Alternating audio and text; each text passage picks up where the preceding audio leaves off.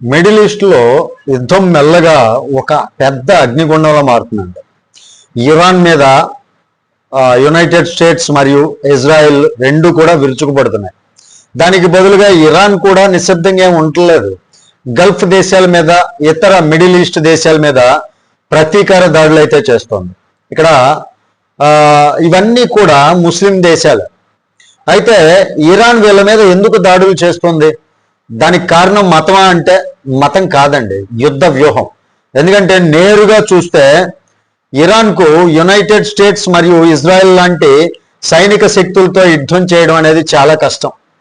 వాళ్ళ సైనిక శక్తి ముందు ఇరాన్ ఎక్కువ కాలం నిలబడలేకపోవచ్చు కూడా. అందుకే ఇరాన్ మరో వ్యూహం ఎంచుకుంది, యుద్ధాన్ని విస్తరించడం, ప్రపంచ దేశాలను యుద్ధంలోకి లాగడం. ఇది ఇరాన్ ఎంచుకున్నటువంటి ఒక పెద్ద యుద్ధ వ్యూహం అని చెప్పవచ్చు. అప్పుడు మాత్రమే ఈ యుద్ధం నుంచి బయటపడేటటువంటి అవకాశం ఉంటుంది. అందుకే గల్ఫ్ ప్రాంతం మీద ఇరాన్ యొక్క దృష్టి పడింది.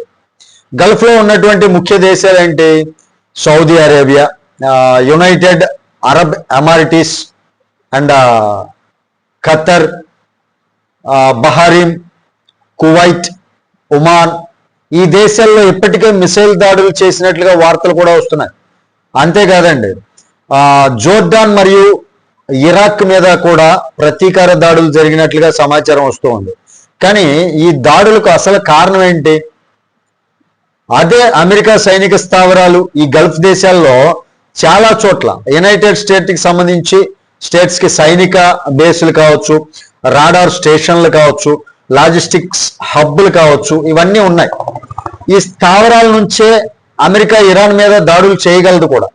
అందుకే స్వీయ రక్షణ పేరుతో ఇరాన్ ఈ ప్రాంతాల మీద దాడులు చేస్తోంది. ఇది కేవలం దాడి కాదండి, ఒక పెద్ద యుద్ధ వ్యూహం అని చెప్పొచ్చు.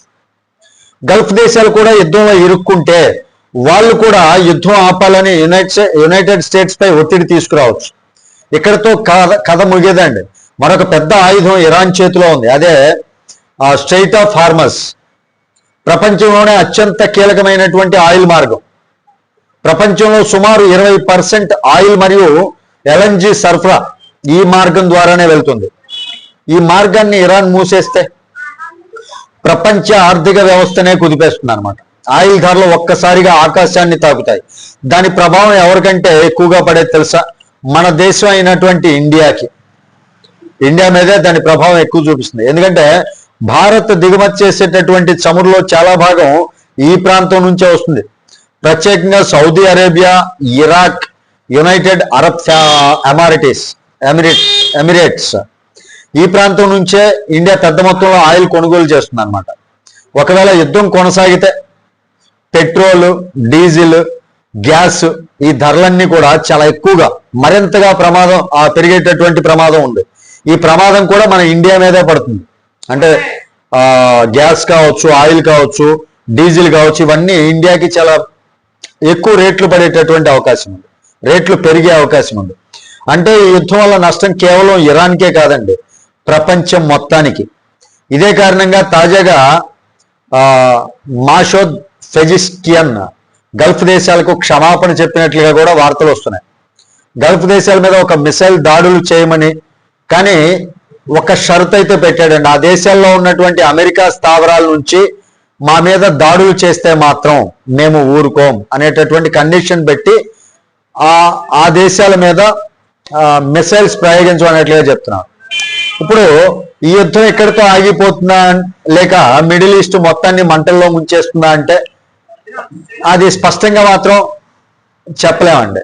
కానీ ఒక విషయం మాత్రం స్పష్టం, ఈ యుద్ధం కొనసాగితే ప్రపంచ ఆర్థిక వ్యవస్థ, ఆయిల్ మార్కెట్ మరియు సాధారణ ప్రజల జీవితాలపై భారీ ప్రభావం పడేటటువంటి అవకాశం ఉంది.